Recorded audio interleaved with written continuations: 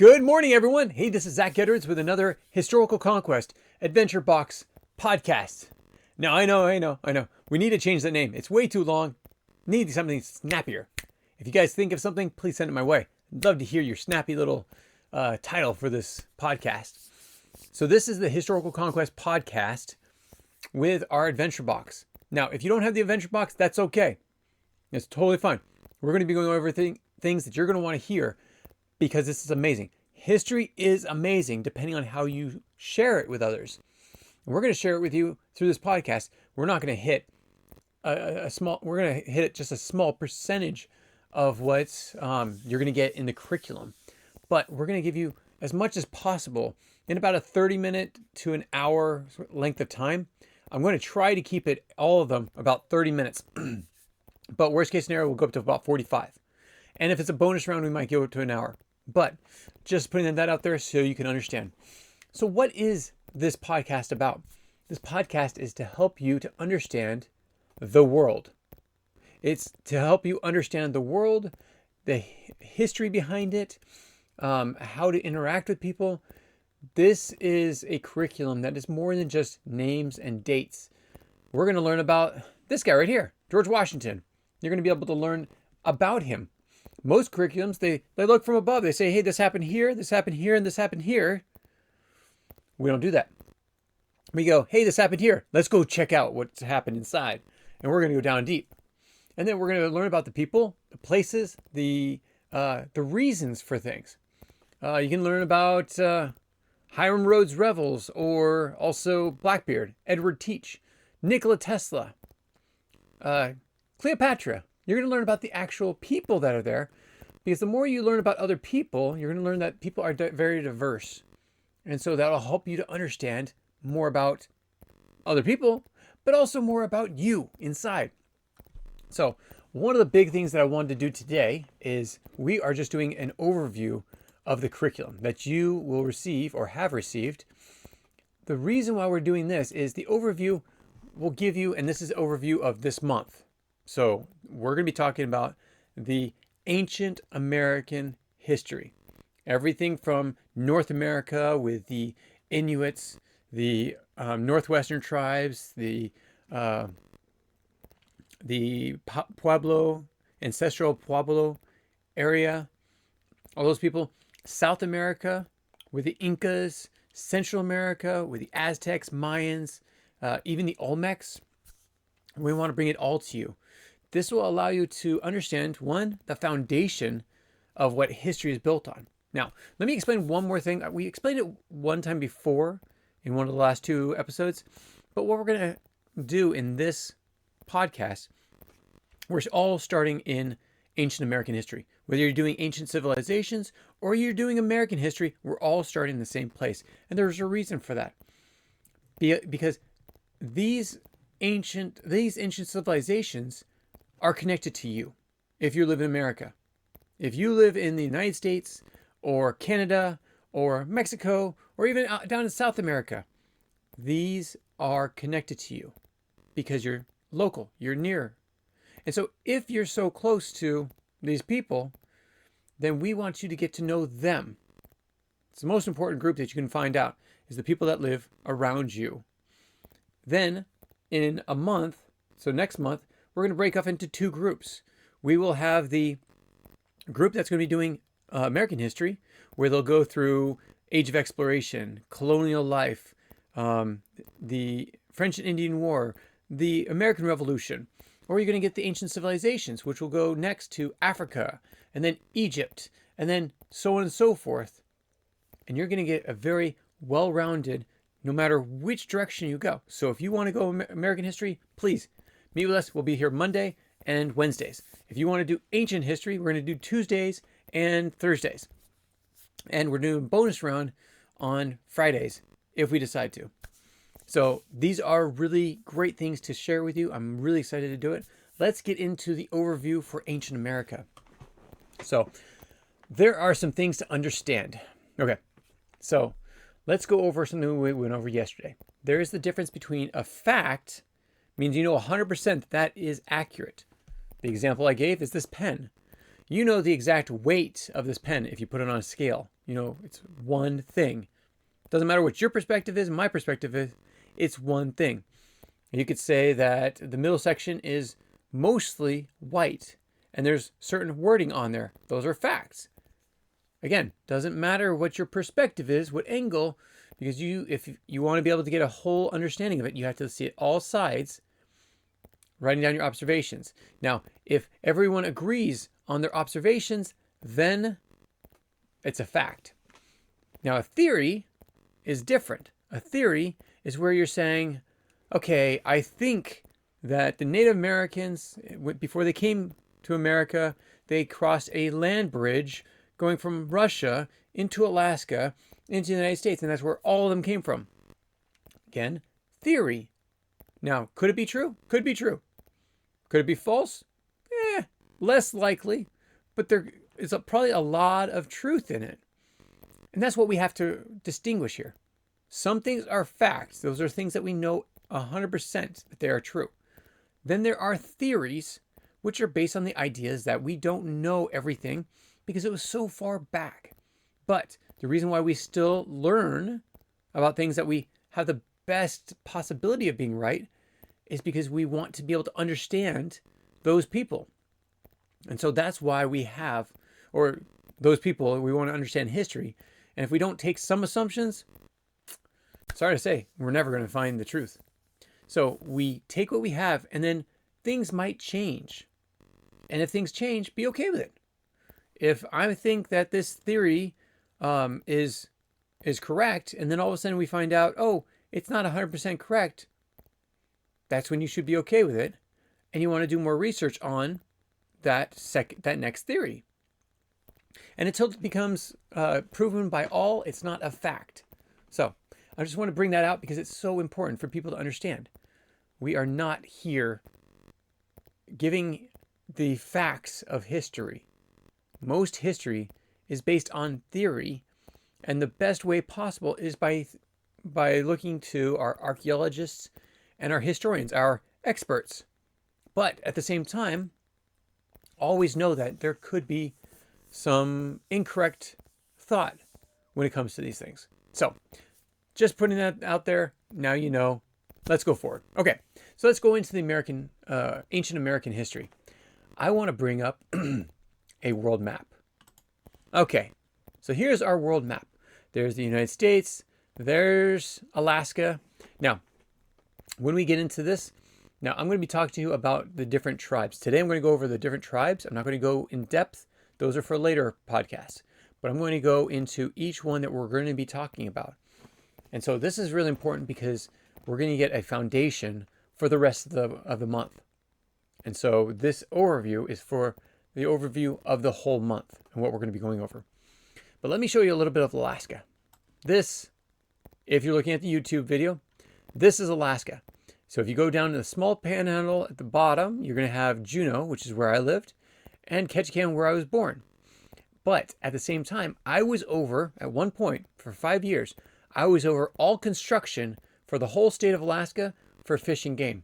That means if we were building something on a lake or on a river in the middle of nowhere, I was in charge of it. It was a sweet job. I loved it. Hatcheries, I also got help actually start rebuilding one of the hatcheries that was there that burned down. So when you look at a map of Alaska, you'll also get this set of islands that go out into the Pacific Ocean. Though they're going down to the west, the southern west of Alaska. Those are called the Aleutian Islands. Now, if you look close to them, you'll see really far back, really far out. I've been to, I want to go to Adak Island. Adak Island is actually where the caribou are. So at one point, they actually brought caribou from central Alaska out to this island to repopulate.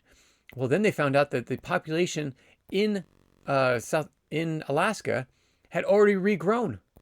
So they couldn't bring all the caribou back that they had just raised on Adak Island. So my father-in-law and I actually want to go out hunting with them. They actually want humans to come in, people to come in and hunt to thin the herd because there's no predators out there. And the caribou will basically eat themselves to death. They'll eat all the food and there won't be anything left because of overpopulation. So now I've been as far out as Unalaska. Now that is an interesting place where you can get to the top of a hill and see water on both sides. So you know it's an island, and it's very dark, damp. It's an interesting experience. And I went to Cold Bay, which is also out there, King Cove, a lot of these. Okay, now going back to what I was saying, in Alaska, they theorize that there was a land bridge. Now, you know about the Ice Age. The last Ice Age was really interesting. The last Ice Age was where all the ice built up in the glaciers, on the mountains, in the North and South Pole. Huge amounts of ice that just piled up. What happens if all the moisture is being put in those areas? Well, it means that there's less water in the ocean, and then the ocean levels dropped. Now, again, this is like 15,000 BC. This is 17 to 20,000 years ago. So during this time, in this little area, people were chasing after mammoths or caribou, other types of animal life, food for these people. So they traveled across the land bridge and into Alaska, from Russia into Alaska. Now, is this the only theory? No, it's not. Is this a prevalent theory? Yes, it is. It is the most accepted theory at this time, but not 100%. Now, could it be a mixture? It sure could. Who knows? That's the thing. We don't all know these things, but we try as much as possible to get it right. Now, as the people started, these were called Paleo Indians. As they were coming across the land bridge, they started coming into Alaska. Now, those that stayed in Alaska were called Inuit. They're also called the Arctic culture. The culture, or Arctic cultures, all the different tribes that are in North America, Alaska, and Canada. Now, if they're up above a certain latitude, which means above a certain level on the map, they're called Inuit. It's the colder areas, the Arctic areas, and they adapted to their surroundings. Now, at this point, somewhere between 7,000 BC and 2,000 BC, maybe a little bit earlier, or more recent, the tribes started breaking off. So some of the tribes stayed up north, while some of them started moving down south. Now, you get into the Juneau area, and you're going to get the Tlingit tribe, the Haida tribe. These are two tribes that I was actually very close with and familiar with down in Alaska. You also have different things that you've seen before. Totem poles. Totem poles are more like Ketchikan area. And so as we go down, and we'll go through all this in the following podcasts, episodes. You go down further, you're going to go through British Columbia and into Washington, near Seattle, Vancouver, those areas. All of those from Alaska all the way down are considered the Northwest Coast cultures. Again, Haida, Tlingit, Salish. So all these different groups, all these different tribes broke off. Now here's something else to understand. Now, when they're walking through and there's no one there, they find a place that they want and they occupy it, right? Okay. Now, were people there before? No. Were there animals there before that were being killed off? Yes, there was. It's a way of life. It's life. People were killed off. Now, what happened when a tribe came into another tribe's land and wanted it? They would take it by force. I don't like war. I don't like that. But you have to understand it from their perspective. This is another thing I need to talk to you about. You cannot, when you look at history, you cannot only look at it from your perspective. You have different parts of your culture, parts of your understanding, the ways you live your life. You cannot judge a person in the past for the way you live now. There's not as much information back then. There was not as much communication. There was not as much misinformation as well. So, that is something to keep your mind open to. It's the fact that when you're talking about history, you're not going to say, hey, that's wrong. They shouldn't have done that because of what we do today. You have to understand it from their perspective. Most of the perspectives at this point were survival. These people were trying to survive. Yes. Did they find land that they wanted that somebody else was in? Yes. Could it be greed? Yeah, it could be. Everyone's fallible to it. Everyone has a bit of greed in them, some more than others. But was that the reason for a tribe taking over another tribe's land? Maybe, maybe not. Again, you don't know unless you put your mind in their perspective. So, again, two things to understand: the difference between fact and fiction, or fact and theory, and also my mindset and my perspective versus their perspective back then. I'll give you a really good example, and people go crazy over this one because it's such a hot topic, and that is slavery. Some people like to say that all those that had slaves should go to hell. Those that believe that there's a hell, those that don't believe there's a hell, could think of some other bad things that could happen to them. Here's the thing. It does not matter what you think, because you're not going to change history. You can change what you are going to do in the future. But here's the thing. When it comes to slavery, it was very open and prevalent. Again, I would not have been one of the people that, as far as I could tell. Because again, if I was back at that time, I would probably be doing a lot of things that they were doing in the past, because I didn't know better. Now I have a different perspective on it. As of right now, if I had the same mindset I do now, no, there'd be a lot of free slaves, because I would be doing a lot of freeing. But I can't look at their perspective and say, you're evil, you're evil, you're evil. I don't know if I would do it in the past, because I know things that they didn't know in the past. I have different perspectives than they have at the past.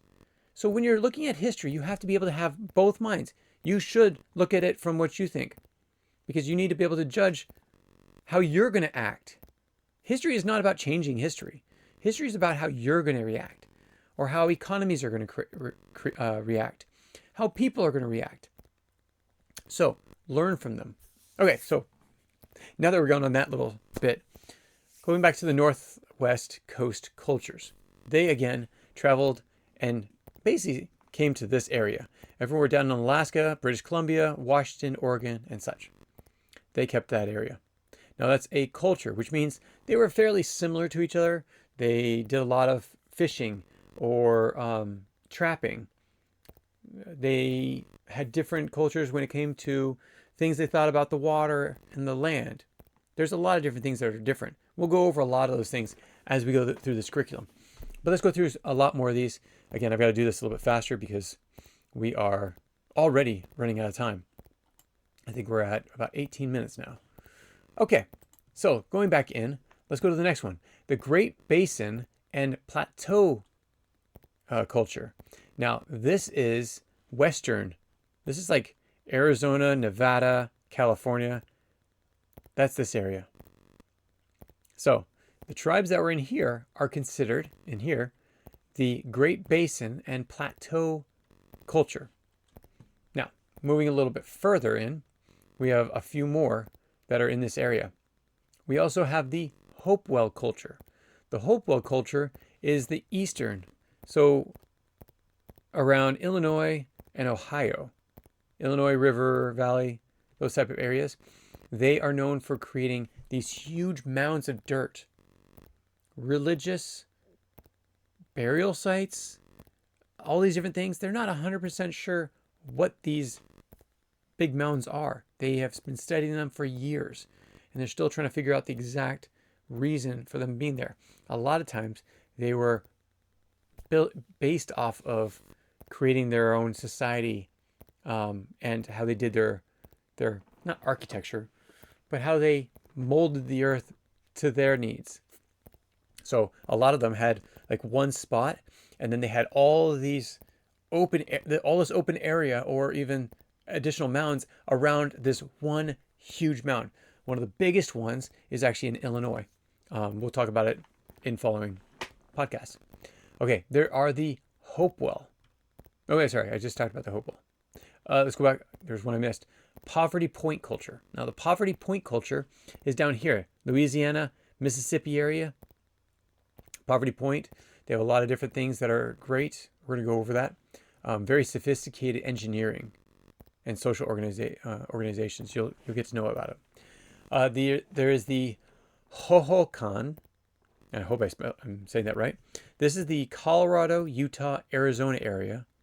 The Hohokam culture was all the tribes that were in that area. So very good to know about. Also, there is the ancestral Puebloan. Oh, sorry. No. Poverty Point. Which one? Oh, the Hohokam. Okay. Yeah, Hohokam was more southern and central Arizona. Because I got that mixed up with the ancestral Puebloan culture, which is New Mexico, Utah, Colorado, and a little bit of Arizona. Now, this is really cool because these were, have you seen the picture before? The cliff dwellers. They actually built their cities in the cliff, in the shade of the cliff, away from others that might be attacking them. Again, we'll go over this later on, but amazing. I went to go visit it. I have some perspectives on it to share with you.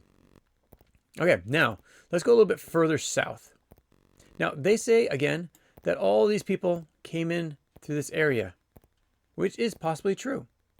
You know, I'm going to go over this afterwards. I'll come back to this thought. Okay, let's go back to Mesoamerica, South America.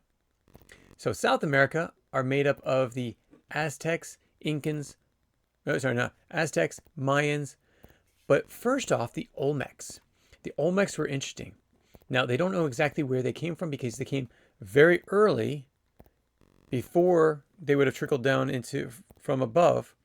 There's a possibility that they actually came from other countries via boat through the Pacific, not the Atlantic, through the Pacific. So this is really interesting. So people might have actually arrived here before Columbus. And we'll go over those theories later. Okay, so the Olmecs actually set up camp southern Mexico in this area.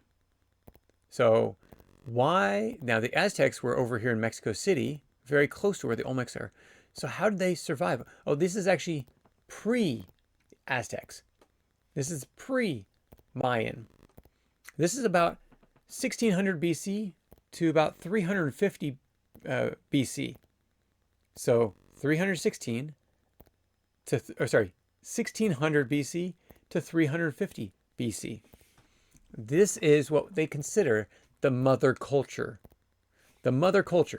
of South America and Mesoamerica. Now you have that. And then there's a theory, that there was a great battle and they died off. And their tribes actually broke up into a bunch of others. But because there's no writing, none of them had writing, it's not there. They do have some Olmec sculptures and Olmec carvings, but there's no actual words created by the Olmecs. It was not, they did iconography, which is like they did pictures of these serpents and jaguars, and powerful symbols, but a written language was not there, not at that point. Then comes in the Mayans. Now the Mayans were down here in the Guatemala, Honduras, Belize, which you can't see yet. There you go, Belize, Salvador. So they were down in this area and southern Mexico. So no, actually, they weren't in southern Mexico. They were down here. They were further down. Okay, so this was a big tribe. No, actually, yeah. It was all this area. So what's really interesting about them is the Mayans actually did have advanced writing, astronomy, archaeology, architecture. Okay, but this is the amazing thing, is that they knew things that we're just finding out now. And we're going to go over that when we get into that portion of the curriculum. The Aztecs. I love the Aztecs because of their history and their culture. And we're going to go over a lot of that. But one big thing to know is that when written language was started, Mayans, Aztecs, they wrote them down on what they called codexes.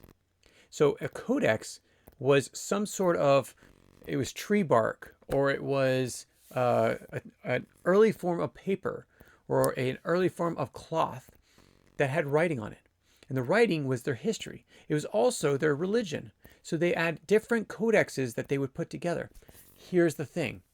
Every time a new leader would come into power and would want to have power over the people, they would destroy all the codexes of the past.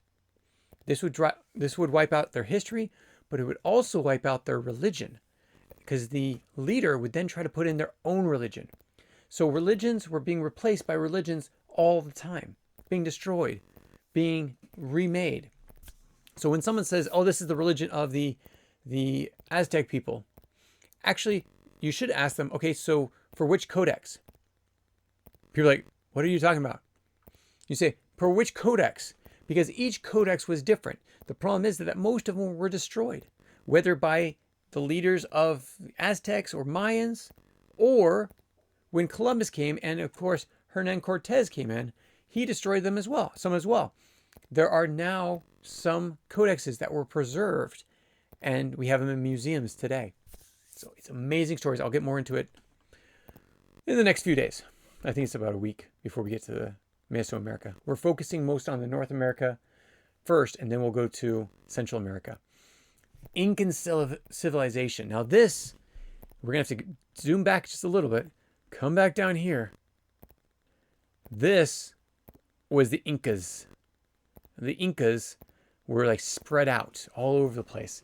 Peru, some in Colombia, Ecuador, Bolivia. Some would say that it even went down as far as Argentina, which was down here. Do we know? No, we don't. We have some understanding that it might have been, but one of the great things, though, is most iconic site for Incas is in, and actually I don't, it's near Cusco. There's Cusco. Here's Cusco. Their most iconic site, and I think it's up here in this mountain range. I should have looked at this before. Oh well. It's called Machu Picchu. Now, Machu Picchu is an amazing location. It is actually one of the Incas' strongholds. And this is a city that's up way at the top of the mountains. Now, interesting enough, we actually went, my wife and I were just looking it up because we're planning to go down there next spring. And we're going to actually bring some podcasts back from there, talking to the experts, talking to the people that live down there, talking about their culture, talking about all these different things. So really excited to share that. But in Machu Picchu, it's only 8,000 feet from sea level. 8,000 feet, really? That's really not that high. Utah is like 12,000, just Utah alone. The peak of their highest mountain is about, what was it? It was 18,000. So 8,000 is not really that high. People get altitude sickness. Really? Okay, I'm not going to go too much into it, but this is really interesting to know. It was Francisco Pizarro that's the one that came down and brought the Spanish conquistadors. And we'll go through that as well, that history. There's so much to talk to you about. I love talking about these things. I can't wait to share them with you. Okay, so we are, again, getting into almost 30 minutes, and I have a lot to do. So I'm going to go over these really quick. Okay, so come out of South America. We're going to go up. We're going to go up. We're going to go up into the Caribbean. Now, this is really exciting area as well, because there was a thriving civilization in a lot of these islands, different ones. So there was the Siboney, which actually were in Cuba, Hispaniola. So Cuba, Hispaniola, or what we call Hispaniola, and Jamaica area. So that was around 2000 BC. Then there was the Saladoid, which actually lived in the Virgin Islands, which are over here. And I've actually gone to St. John right there. And where's St. Thomas? It's somewhere in there. I don't want to use up my time in this. So the Virgin Islands right here, and the British Virgin Islands. So they were in that kind of that area. There is the Ganahatabi, and I hope I spelled that right or said that right. They were in western Cuba, over here near Havana. Now, I won't go to it. I gotta stay on track. Okay. Then there is the Arawak, which is, now this is interesting. These are considered one of the Caribbean tribes, but they're actually down here in Venezuela. They're the Trinidad and Tobago. But then they traveled up. These are what you call the precursors, the people before the Tiano. And the Tiano, as you might know, were in Hispaniola, this island, and also Cuba. And these are the people that Columbus first met when he sailed to the New World. Now, as you're learning about these things, you're going to learn so much more than you ever expected, and so much information that is not shared in normal history. So we're going to go through this. It's really exciting. Can't wait to tell you about it. There's other tribes that are really important, but I can't go through all of them because there's just so much. So let's go a little bit further. Now I'm actually reading I'm not reading, I have the curriculum in front of me just so I can actually walk you through the overview, the first section of ancient America. Now, there's some important things to know. When you're learning about this area, ancient America, there's some things you need to know. This is going to help you to understand a few things. Understanding historical foundations. Why are we starting here before we go to ancient civilizations or go to American history? Because this is where we start. This is where we're laying all the groundwork to go everywhere else. And the reason why we're doing this is because ancient America is where we're at. Most people that are listening to this are in North America, well, they're in Canada or United States, or down in South America. Other areas, we will get to them when we get there. So we're starting here to give us a very diverse understanding of the foundation of history. And then we'll go out to the two different sections and we will break off.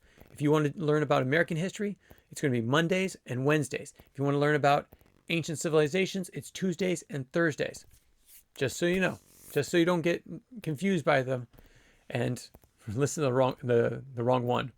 So I know it's going to happen, but that's all I can do. Appreciating cultural diversity. So everyone is different, whether it's in your household or in your neighborhood, in your city, in your state, in your country, in your continent, or in the world. We're all diverse. Now, at the same time, cultural diversity, it's like that perspective I was talking about. If you have a perspective on history that's based on what you think right now, you're not going to give it exactly the kind of perspective that you need. If you look at someone and say, oh, they're doing something wrong, or I don't like what they're doing, but you don't know their culture, if you know their culture, you're going to be able to say, oh, wait a second, I understand what they're doing. This is why appreciating that there is cultural diversity in all of history. You cannot actually look at it and say, this is from a white male perspective, but you also can't say it's from, if you're looking at ancient American history, you can't say I'm a white European perspective or a black African perspective. You have to be able to understand it from their perspective. Same time, you can learn it from your perspective, but you have to have the other side as well, because that allows you to have the next one, critical thinking. So the only way you can actually judge the past or how you're going to respond to it is to understand why they got there, how they got there, what cultures they have. And this is everything that we're going to bring to you. There's a few more. I'm not going to go through all of them. There's one more that's very interesting.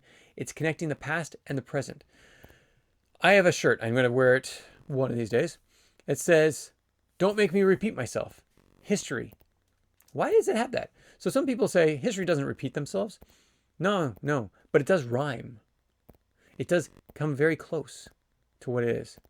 It does jive with the past. You're going to get things that you learned from the past that are happening today. let's go back. Okay, codexes. We were talking about Aztecs, and they had the writings of their people and their religion. What happened when a new leader comes in? The first thing they do is they destroy their history, and then they destroy their religion. You get rid of that, you've changed the whole culture. The whole culture is based on what you want it to be if you destroy those things. If a powerful leader comes in and says, I'm going to change this, all they have to do is take away the writing. And the next generation won't remember except for what's passed through oral storytelling. And then even those get tainted over time. So what's happening today?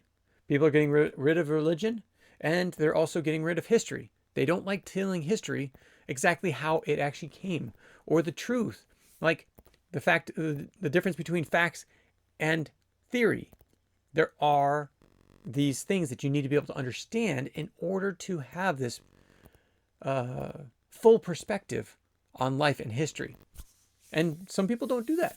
So, okay, getting off that high horse, let's move on to the next part. In these curriculums, you're also going to be able to see not just what's happening in North America or the United States, not just what's in your continent, not just what's in the continents of America, the Americas. You're going to be able to get a global perspective. You're going to learn that in 950 to 1250, there was actually a medieval warming period. Yes, climates that were similar to ours, and then it got colder again. And there was like a mini freeze. Wow, didn't really know that. Or how about how other countries have influence on our country? Maybe not like people visiting, but what if let's say a volcano goes off in China and you're in the United States? Will you feel the effects? You sure will. Like nowadays, you get global trade and such. But what happens back in ancient history and a volcano goes off in China? Would they feel it in North America? Yeah, they would. The ash of some of the biggest explosions actually influenced the climate here in North America, in South America, in Central America. The eruption of, this is one you're going to learn about, Krakatoa. Krakatoa was one of the largest volcanic eruptions in the world.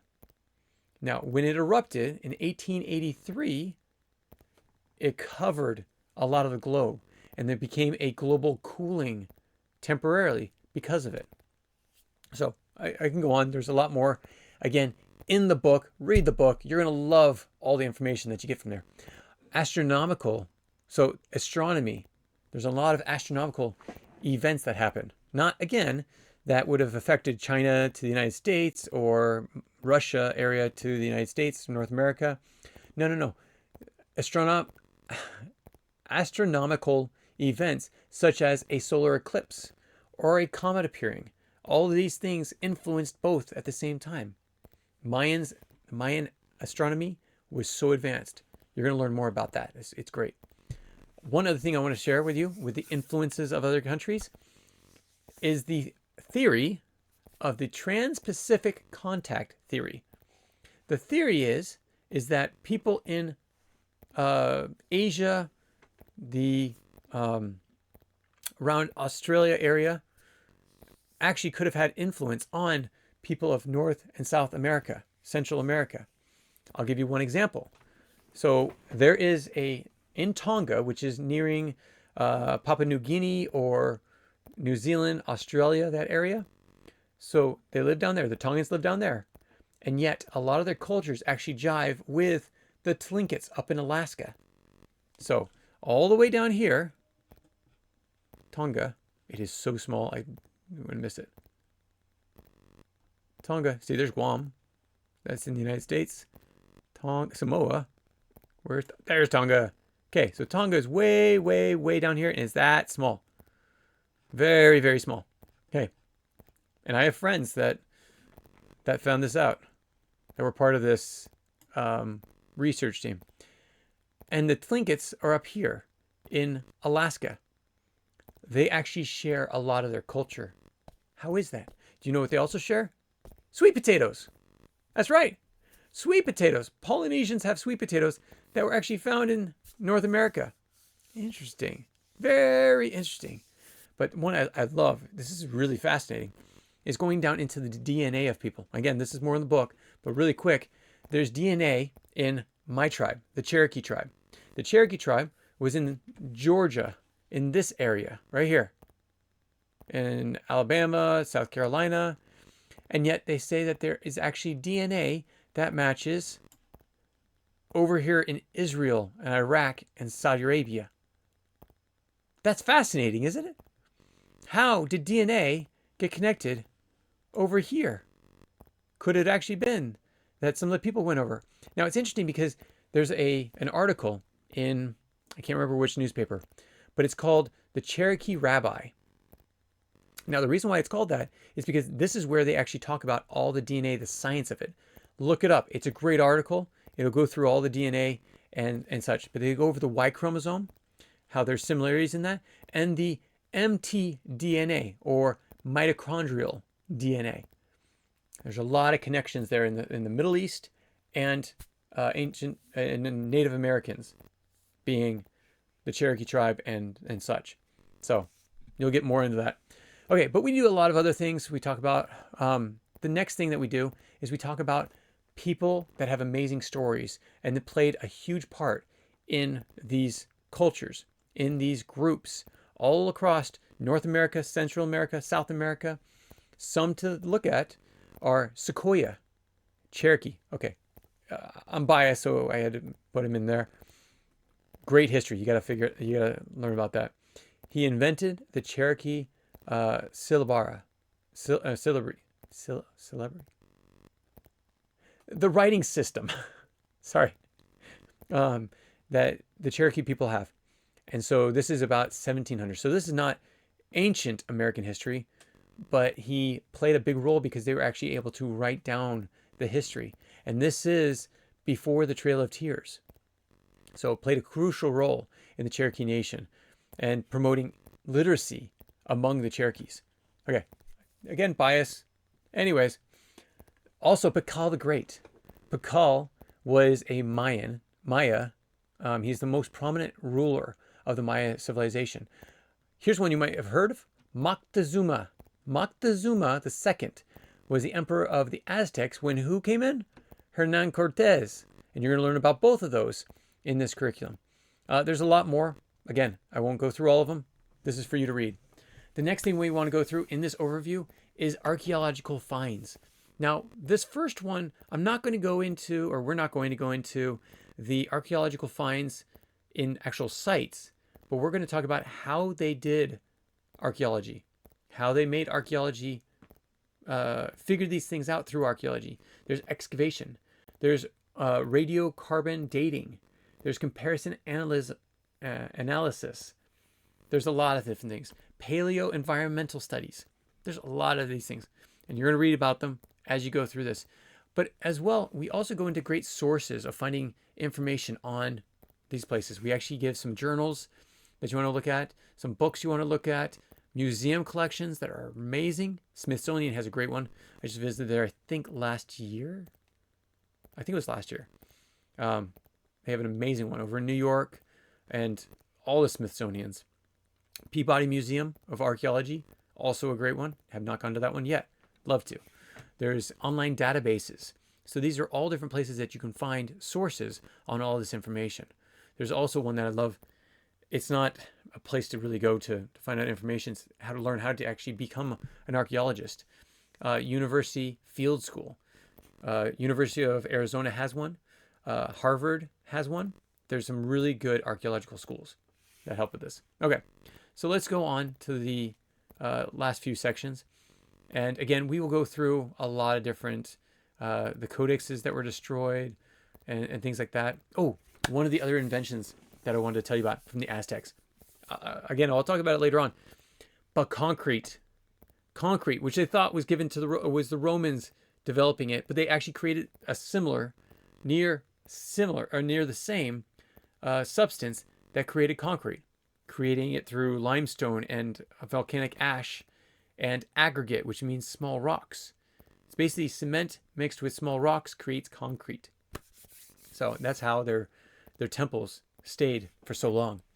And we're going to go through a lot of other archaeological finds and stuff like that. So that is what you'll be encountering, but we'll go more in depth into all of these things when we go through this this curriculum. So the next part is, and actually, again, just like I'm actually looking at the curriculum so I can hit certain parts because that's what you're going to be hitting as you read it. There's so much here, so much information. The next one is life lessons. Now, I told you about the historical reasoning for learning about these things. I want you to learn some of the life lessons based on some of the tribes. So again, I was talking about the cliff dwellers. What can you learn from the cliff dwellers? Well, what about resilience and adaptation? The ability to adapt to your environment, to use your environment to its efficiency and your effectiveness. There's sustainable living. There were floating gardens during some of these. The Iroquois Confederation also practiced agriculture. I was going to say aggregation.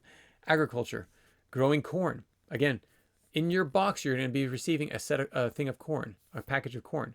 The reasoning for that is because we want to make sure that you can actually do the experiment that we're asking you to do. So some of the experiments in there, whether it's biology class, which you'll be able to do a corn experiment, or an activity in one of your weekly classes, you have all of these things.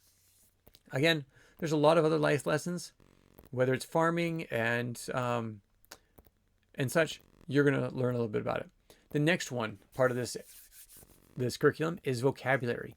In order to learn about the Mayans, Aztecs, Native Americans, being in North America or South America or Central America, you need to know the vocabulary of it. So we actually have a part in each unit on the vocabulary of that area, of that unit. So in this overview, you're going to learn about Mesoamerica, terrace farming, codexes. We've gone over a lot of these, so I'm going to bypass that. But there's usually about 10 to 20 vocabulary words. Get to know them. They will help you so much in the future. Most of them. Some are going to be like locations where you can forget about that and you can come back to it later on and remember. But you're going to remember Machu Picchu because I'm going to bring you there in one of our bonus rounds. Okay, the next one. This is really fun.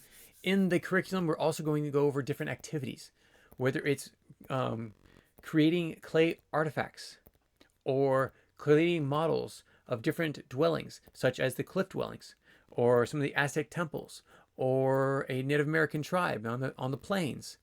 You're going to be able to create a diorama or a model of one of their buildings. Super cool, super fun. I think you're really going to enjoy it. Learning the ball game. That's right. It's called the ball game. We call it ball game. Mesoamerica ball game. It actually has a real term, but learn how to play a sport from it. It is so physical. It is really hard to do because you actually have to keep the ball and hit it from your hip. Now in here, you might actually change it to your feet, but it's supposed to be your hip, and you're supposed to keep the ball in play in the air and keep the ball moving. So if a ball gets low, what they used to do is they used to slide onto the ground and hit it to keep it in movement. So yeah, that's what it is. Okay, learning to create a quipu. A quipu is the way that the Incas used to keep track of information.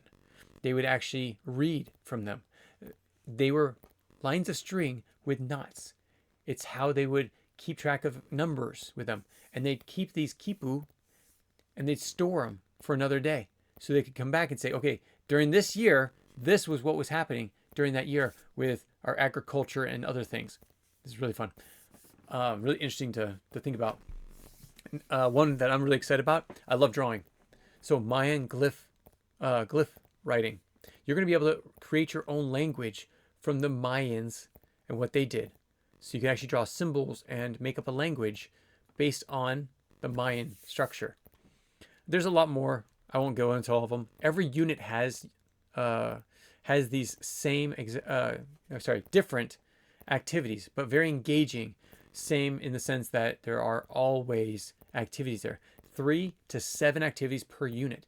You don't have to do them all. Choose one. Choose just one. Maybe choose 2. But here's the thing. This is what I plead to you. I'm asking this of everyone. As you do these activities, videotape them. I want to see what you produced.